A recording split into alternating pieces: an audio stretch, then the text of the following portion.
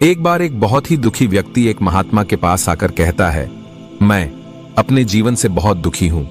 मैं अपनी बीवी, बच्चों और अपने परिवार को भी खुश नहीं रख सकता। मैं अपने लिए भी कुछ नहीं कर पा रहा। कभी कभी तो मुझे अपनी जिंदगी को खत्म कर देने के भी ख्याल आते हैं। आप इतनी साधनाएं करते हैं, इतनी तपस्या करते हैं, क्या आप मुझे कोई ऐसा मार्ग बता सकते हैं जिससे मैं अपने बुरे वक्त से बाहर आ सकूं? मेरा बहुत बुरा समय चल रहा है। 2 वक्त की रोटी का इंतजाम करना भी मेरे लिए बहुत मुश्किल हो गया है। अब आप ही बताएं कि मैं ऐसे वक्त में मैं जिंदा रहूं तो कैसे रहूं, कैसे अपने परिवार को खुश रखूं? कृपया करके कोई साधारण सा तरीका बताने की कृपा करें ताकि मैं आसानी से समझ सकूं, क्योंकि मैं बहुत पढ़ा लिखा नहीं हूं। अगर आप बड़ी से बड़ी ज्ञान की बातें करेंगे तो शायद मैं कभी समझ भी नहीं पाऊंगा। यह सुनकर महात्मा ने मुस्कुराते हुए कहा कि तुम एक काम कर सकते हो। फिर महात्मा ने सामने की ओर इशारा करते हुए कहा कि उस ऊंची पहाड़ी पर एक मंदिर है और उस मंदिर के पास चींटियों का एक घर है जहां पर हजारों चींटियां रहती है। तुम्हें सुनने में बड़ा अजीब लगेगा, लेकिन वो चींटियां उस मंदिर की जमीन को खराब कर देती है, उस मिट्टी की उपजाऊ शक्ति को खत्म कर देती है, जिसके कारण वहां पर कोई भी पेड़ या कोई भी घास पनप नहीं पाती है। तुम मेरा एक काम करो, उसके बाद मैं तुम्हें तुम्हारे सवालों के जवाब दूंगा। तुम 7 दिन तक रोज उस पहाड़ी पर जाओ और उस चींटियों के घर को तहस नहस कर दो, उसको तोड़ दो। जब भी तुम्हें कोई चींटियों का घर दिखे मंदिर के आसपास तो उसे वहीं पर तहस नहस कर देना। लेकिन याद रहे, घर को तोड़ने में कोई भी चींटी मरनी नहीं चाहिए। इस बात को समझने का प्रयास करते हुए वो युवक वहां से चला गया।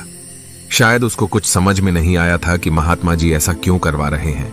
तो वो उन चींटियों पर अन्याय कर रहे हैं, उनका घर तोड़वा रहे हैं, उन्हें नुकसान पहुंचा रहे हैं। आखिर कौन महात्मा ऐसा करेगा? लेकिन फिर भी उस महात्मा की बात मानते हुए वो अगले दिन से ही पहाड़ी पर जाना शुरू कर देता है। जब वो पहले दिन पहाड़ी पर पहुंचता है तो देखता है कि बहुत सारी चींटियां अपना खाना जुटाने में लगी हुई है। सारी चींटियां कतार से चल रही है और अनाज के छोटे छोटे कण उठाकर अपने घर में जमा करती जा रही है। ये देखकर पहले तो उस युवक का मन कमजोर पड़ गया। उसने सोचा कि ये इतनी मेहनत करके अपना घर भर रही है और मैं इनके घर को तबाह कर दूंगा तो इनको कितना बुरा लगेगा। लेकिन फिर उसने उस महात्मा की बात याद करते हुए उस घर को तोड़ना शुरू कर दिया। जल्द ही चींटियों में हाहाकार मच गया। वो इधर उधर दौड़ने लगी। अभी तक जो कतार से चल रही थी अब वो बिखर गई और इधर उधर अपनी जान बचाने के लिए भागने लगी। थोड़ी देर में घर टूट गया और सारी चींटियां इधर उधर छुपने के लिए भाग चुकी थीं। ये करने के बाद वो युवक दुखी मन से वापस अपने घर पर लौट आया। उसका मन परेशान था, दुखी था, पश्चाताप से भरा हुआ था। फिर उसने अपने बिस्तर पर रात में लेटे लेटे ही सोचा कि अब तो उन चींटियों का घर तबाह हो चुका है, अब वहां वापस जाने का क्या फायदा होगा, क्योंकि चींटियों का घर तहस नहस करने के लिए महात्मा जी ने कहा था, जो मैं कर चुका हूं। लेकिन फिर कुछ सोचकर अगले दिन उसने फिर से जाने का निश्चय किया और अगले दिन सुबह सुबह उठकर वो वापस उसी पहाड़ी पर पहुंच जाता है। पहाड़ी पर पहुंचकर वो उसी जगह पर पहुंचता है जहां पिछले सुबह उसने उस घर को तहस नहस कर दिया था। लेकिन वो ये देखकर चौंक जाता है कि उन चींटियों ने फिर से अपना घर उसी जगह पर बना लिया था और अब वो फिर से अपने घर के लिए सामान इकट्ठा करने में जुटी हुई थी। उस आदमी को देखकर लगा कि ये चींटियां कितनी मूर्ख है। इनको पता है कि कल ही इनका घर इसी जगह पर तबाह किया गया था और उसी जगह पर उन्होंने अपना नया घर भी बना लिया। और ये सोचकर वो आदमी हंसने लगा। लेकिन फिर से महात्मा की बात याद करते हुए उसने उन चींटियों का घर फिर से तबाह करना शुरू कर दिया। फिर से उन चींटियों में हलचल मच गई और थोड़ी देर में वो चींटियां इधर उधर अपनी जान बचाने के लिए भागने लगी। कुछ ही देर में उनका घर फिर से नष्ट हो गया और वो युवक थोड़ा संतोष के भाव से कि इस बार तो मैं अच्छी तरह से उस घर को तबाह कर दिया है, अब तो वो चींटियां यहां पर अपना घर बना ही नहीं पाएंगी। इसीलिए जाने से पहले उसने उस घर पर ठंडा पानी भी डाल दिया ताकि चींटियां वहां पर अपना घर न बना सके। और इस तरह अपना कर्म पूरा करके वो युवक फिर से अपने घर लौट आया।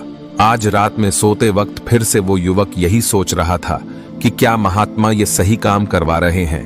क्या किसी का घर तबाह करना किसी सिद्ध पुरुष को शोभा देता है? क्या हो अगर वो महात्मा सिद्ध पुरुष हो ही ना, क्या होगा अगर वो मुझे बेवकूफ बना रहे हो? लेकिन फिर उसने निश्चय किया कि मैं अपने काम को पहले पूरा कर लेता हूं।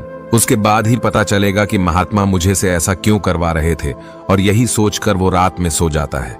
अगले दिन सुबह उठकर वो फिर से उसी पहाड़ी की ओर निकल जाता है। पहाड़ी पर पहुंचकर वो उसी जगह पर पहुंचता है जहां पर उसने उनके घर को तबाह कर दिया था, और वो ये देखकर खुश हो जाता है कि वहां पर कोई भी घर नहीं था। सारी चींटियां वहां से भाग चुकी थी। अब उसने सोचा कि अब मेरा रोज रोज आने का क्या फायदा होगा, क्योंकि चींटियां तो अपना घर बदल चुकी है, और महात्मा जी ने मुझे 7 दिन आने के बाद कहा था, लेकिन आज तो तीसरा ही दिन है। अब बाकी 4 दिन वापस आने का क्या फायदा होगा। और यही सोचकर उसने निश्चय किया कि यहां से वो सीधा उसी महात्मा के पास जाएगा और उनको ये सारी खबर बता देगा। जब वो वापस मुड़कर उस पहाड़ी से उस महात्मा की कुटिया की तरफ जाने लगा, तभी अचानक उसकी नजर एक और घर पर पड़ी, जो कि चींटियों का ही बनाया हुआ था। मतलब कि वो घर चींटियों ने ही बनाया था, और अब वो चींटियां नए घर में वास कर चुकी थी। ये नया घर उनके पुराने घर से थोड़ी ही दूरी पर था, और जब उसी युवक की नजर उस घर पर पड़ी तो उसने सोचा कि शायद महात्मा को पता था कि ये चींटियां अपना घर यहां से बदलकर किसी दूसरी जगह पर बना लेगी, इसीलिए उन्होंने मुझे 7 दिन आने के बाद कहा था। और ये विचार करके वो उनका नया घर भी तोड़ने के लिए पहुंच जाता है। जब वो वहां पहुंचा तो चींटियां उसी तरह अपने कार्य में लगी हुई थी। वो अपने लिए खाना इकट्ठा कर रही थी और अपने घर में जमा कर रही थी। जब पुराना घर टूटा था, वहां भी अनाज के कण बचे हुए थे, और चींटियां वहां से भी अनाज इकट्ठा कर करके वापस अपने नए घर में ला रही थी। अब यहां पर फिर से युवक का मन थोड़ा कमजोर पड़ गया, क्योंकि वो खुद भी कमजोर था, खुद भी वक्त का मारा हुआ था। इसीलिए उसके मन में उन चींटियों के प्रति दया का भाव उमड़ रहा था। उनके ऊपर उसे दया आ रही थी। वो चाहता था कि उनकी मदद करे, लेकिन वो उल्टा उनको नुकसान पहुंचा रहा था। लेकिन उस महात्मा की बात को याद करते हुए उसने फिर से उस घर को तोड़ने का निश्चय किया, और उसने इस बार बड़ी ही सावधानी के साथ बिना किसी चींटी को कोई नुकसान पहुंचाए वो घर तबाह करना शुरू कर दिया। वक्त थोड़ा ज्यादा लगा, क्योंकि किसी भी चींटी को नुकसान न पहुंचने की शर्त महात्मा ने पहले ही रखी थी। इसीलिए उसको बड़ी सावधानी के साथ उन घरों को तबाह कर रहा था। लेकिन आखिरकार उसने उस घर को भी तबाह कर दिया, और उस घर को तबाह करने के बाद वो बड़े ही दुखी मन से, इस बार वो पहले से भी ज्यादा दुखी था, क्योंकि उसने उनका नया घर भी तोड़ दिया था। वो उन चींटियों को बसने ही नहीं दे रहा था, और वो अब अपने आप को शैतान या दानव समझने लगा था। लेकिन फिर भी उस महात्मा की बात को मानते हुए वो अपने घर पर दुखी मन से वापस आ गया। रात में सोने से पहले एक बार उसने फिर से सोचा कि मैं कितना बड़ा शैतान हूं, कितना बड़ा दानव हूं। पुराना घर तो छोड़ो, मैं उन चींटियों को कहीं भी बसने के लिए कोई जगह ही नहीं दे रहा हूं। वो चींटियां मेरे बारे में क्या सोचती होगी? वो कितना बड़ा दानव होगा उस परमात्मा को जो मेरे द्वारा ये काम करवा रहा है। लेकिन फिर भी उसने अगले दिन जाने का निश्चय किया, और अगले दिन सुबह सुबह वो फिर से वहां पर पहुंच गया। वो ये देखकर फिर से आश्चर्यचकित रह जाता है कि इस बार चींटियों ने एक और नई जगह पर अपना घर बना लिया था। वो तो पहले से भी ज्यादा ऊर्जा के साथ काम कर रही थी, और उन्होंने एक रात में पहले से भी बड़ा घर बना लिया था, और अब वो फिर से अपना अनाज और खाना इकट्ठा करने में जुटी हुई थी। ये देखकर उस आदमी को लगा कि ये चींटियां किस मिट्टी की बनी हुई है। मैं उनको बार बार यहां से भगाने की कोशिश कर रहा हूं, और ये वहीं पर अपना घर बना लेती है। क्या इनको पता नहीं है कि मैं यहां पर कभी भी बसने नहीं दूंगा? ये चींटी है, दिखने में इतनी छोटी है, लेकिन फिर भी ये मुझसे हार नहीं मान रही है। बड़ी ताज्जुब की बात है। और इस बार उसने गुस्से में उस घर को तहस नहस करना शुरू कर दिया। लेकिन इस बार तहस नहस करते हुए कुछ चींटियां वहीं पर मर गई, उसके पैरों तले कुचल दी गई। कुचलने के बाद जब वो अपने अहंकार से बाहर आया तो उसने देखा कि गुस्से में उसने उन चींटियों को कितना क्षति पहुंचा दी है। उसका मन पश्चाताप से भर गया, और वो रोता हुआ अपने घर की तरफ बढ़ गया। रात में सोते वक्त उसने सोचा कि मैं उन चींटियों पर बहुत ज्यादा अत्याचार कर रहा हूं, अब इससे ज्यादा अत्याचार मैं नहीं कर पाऊंगा। और यही सोचकर वो अगले दिन उन चींटियों के लिए अपने घर से थोड़ा आटा लेकर उसी पहाड़ी पर पहुंच जाता है। आज उसके मन में उन चींटियों के प्रति श्रद्धा का भाव था, दया का भाव था। आज वो उनकी मदद करना चाहता था, और जब वो वहां पर पहुंचा तो चींटियां फिर से अपने नए घर को बनाने में जुटी हुई थी। उसने बड़े ही करुणा के साथ उन चींटियों को अपना लाया हुआ आटा खिलाया। अगले 7 दिनों तक वो ऐसा ही करता रहा।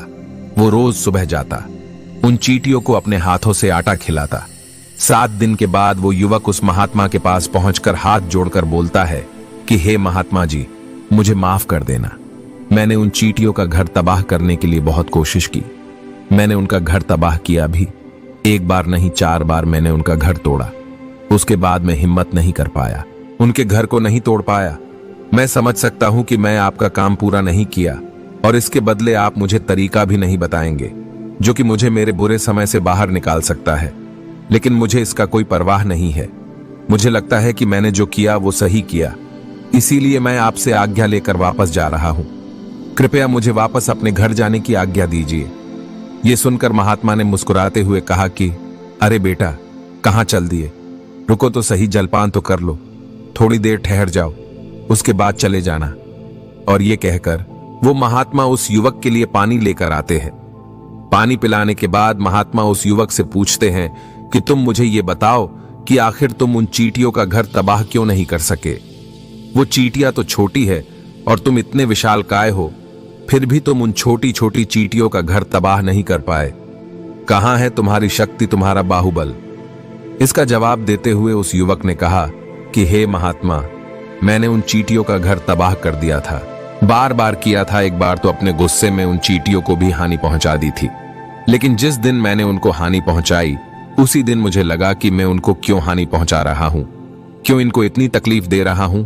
और उसी दिन से मैंने उनको क्षति पहुंचाने की वजह, नुकसान पहुंचाने की वजह, उनकी सहायता करनी शुरू कर दी। ये सुनकर उस महात्मा ने कहा कि ये ही तो सीखने की बात है।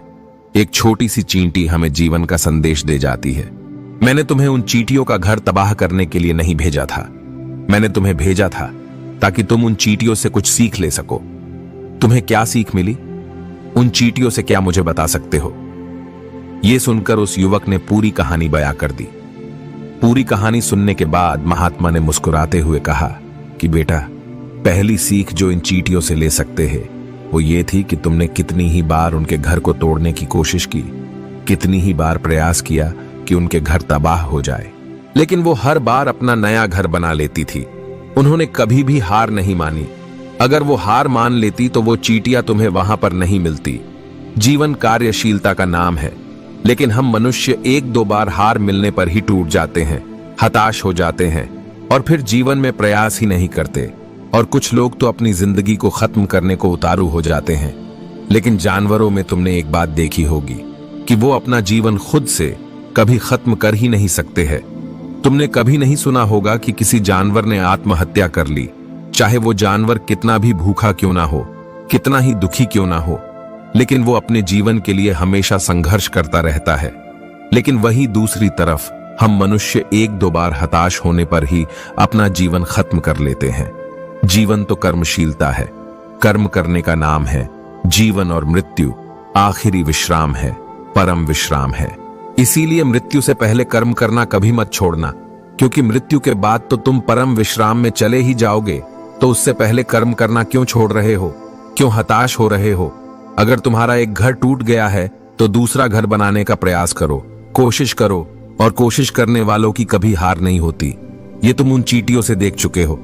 देखने में तुमसे कितनी छोटी है वो चींटियां और तुम इतने बड़े हो, लेकिन उनका मन तुम्हारा मन से इतना बड़ा है, इतना विशाल है, इतना दृढ़ संकल्प है कि इतनी बार घर टूटने पर भी उन चींटियों ने कभी हार नहीं मानी। दूसरी सीख ये है कि जब भी हमारे ऊपर बुरा समय आता है, हमें लगता है कि ये समय कभी नहीं जाएगा, ये समय मेरे जीवन को बर्बाद कर देगा, मुझे कभी नहीं जीने देगा। और अपने इन्हीं ख्यालों से, अपने इन्हीं विचारों से, जिसका असलियत में कोई भी अस्तित्व नहीं है, वो सिर्फ विचार है, और वही विचार हमारे मन को दुखी कर देती है और इसीलिए हम प्रयास करना भी छोड़ देते हैं। लेकिन तुम खुद सोचो कि बार बार प्रकृति हमें क्षति पहुंचाएगी, नुकसान पहुंचाएगी, लेकिन कब तक पहुंचाएगी? अगर हम बार बार फिर से उठ के फिर से नया प्रयास करते रहेंगे तो प्रकृति भी हमारे सामने घुटने टेक देगी और वो भी एक दिन हमारे ऊपर दयावान हो जाएगी, कृपालु हो जाएगी और वो हमें सब कुछ देने लगेगी जिसकी हमने कभी कामना की थी। तुमने खुद देखा कि तुम उन चींटियों को तबाह करने के लिए पहुंचे थे, लेकिन बाद में तुम ही उन चींटियों को अनाज और आटा देने लगे। तुम ही उन पर कृपालु हो गए। क्यों हुए? क्योंकि तुमने देखा कि वो चींटियां हार ही नहीं मान रही है। इसी तरह अगर तुम भी अपने जीवन में कभी हार नहीं मानोगे तो एक न एक दिन ये प्रकृति तुम्हें वो सब कुछ देगी जो तुम अपने जीवन में पाना चाहते थे। इसीलिए 2 सीख याद रखना, कर्मशीलता कार्य करते जाना, और दूसरा कि एक न एक दिन प्रकृति तुम्हारी उस कर्म का परिणाम तुम्हें जरूर देगी। तो दोस्तों, मैं आशा करता हूं कि आपको इस वीडियो से काफी कुछ सीखने को मिला होगा। तो फिर मिलते हैं अगले वीडियो में।